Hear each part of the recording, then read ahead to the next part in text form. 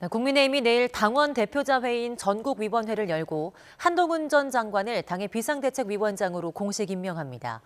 민주당 이재명 대표는 이번 주 정세균 전 국무총리를 만나는 등 당내 통합 행보에 주력할 계획입니다. 취재 기자 연결합니다. 나인 기자. 네, 국회입니다. 네, 정치권 소식 먼저 국민의힘부터 전해주시죠.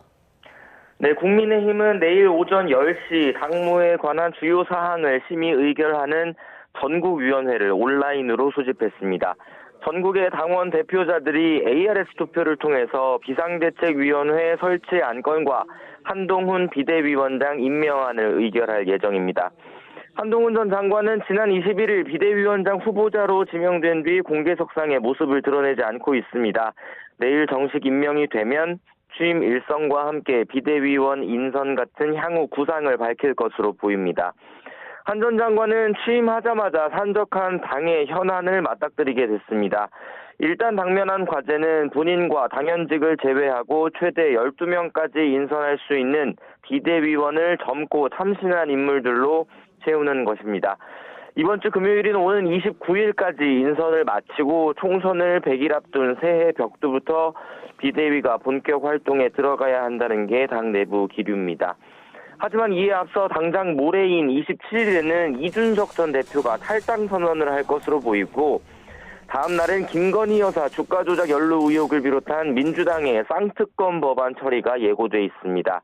비대위 공식 출범 전부터 당내에서는 분열, 또 야당과는 대치 전선이 형성되는 모습입니다. 네, 민주당 상황은 어떻습니까?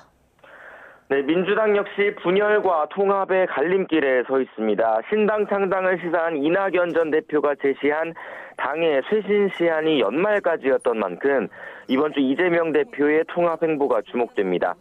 지난 20일 김부겸 전 국무총리를 만난 이 대표는 이번 주 수요일인 오는 28일 정세균 전 총리와 회동을 추진하고 있습니다.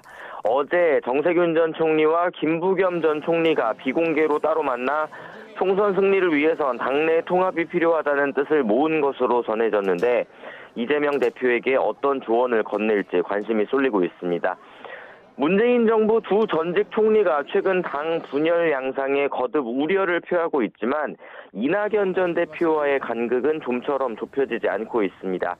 이 전 대표는 성탄 전야인 어제 저녁 서울 여의도 교회에서 정세균 전 총리를 만났지만 별다른 얘기를 나누진 않은 것으로 전해졌습니다.